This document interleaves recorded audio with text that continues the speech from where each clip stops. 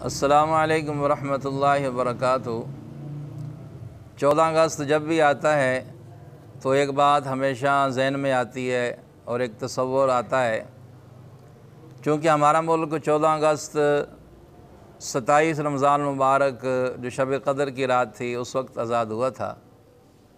तो जनरल ज़ियाउल हक़ मरहूम रहमतुल्लाह अलैह ने एक मरतबा अपनी काबीना से ये कहा कि मेरा दिल चाहता है कि हम जो जश्न आज़ादी 14 अगस्त को मनाते हैं हम 27 रमज़ान को मनाया करें, इसी दिन को मुकर्रर कर लें। तो जो उस वक्त की काबीना थी, जो तारीख़ में सबसे छोटी काबीना है, 1 महीने की काबीना थी, उसने सख्ती से इनकार कर दिया कि ये आप किसी बात कर रहे हैं। 14 अगस्त तो आगे पीछे भी होती रहती है, रमज़ान में 27 रमज़ान को कैसे होगी। यानी उनके जहन में यहाँ कि बस हमने 14 अगस्त को ही डिक्लेयर करना है, 14 अगस्त को ही हमने जश्न आज़ादी मनानी है।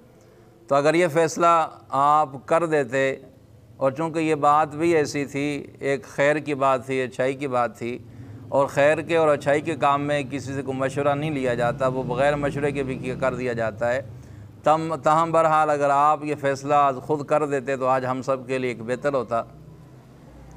दूसरी बात जो ज़िया मरहूम अगर कर लेते वो ये है कि उनसे कहा गया भी आप नमाज के बारे में कोई दफ़ात, कोई आर्डीनेंस तैयार करवाएं ताकि लोग नमाज की पाबंदी करें, नमाज में ताख़ीर ना किया करें, नमाज में सुस्ती ना किया करें।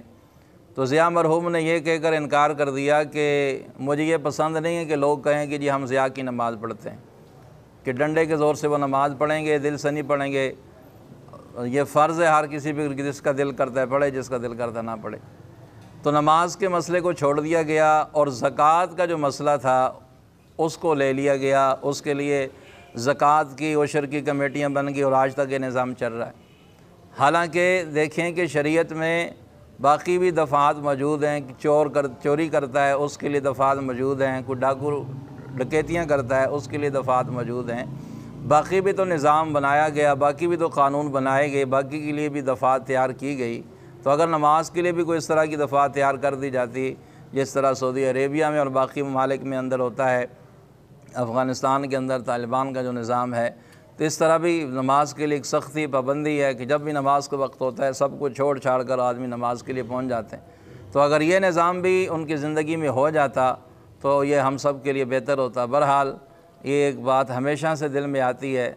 तो पूरी कौम से, पूरे अपने मुल्क के बासियों से, शहरियों से गुजारिश है कि हम अगर कोई ऐसा तरीक़ा अपना लें कि 14 अगस्त के बजाय हम 27 रमज़ान को अपने मुल्क की जश्न आज़ादी मना लिया करें तो इसमें खैर होगी, बरकत होगी।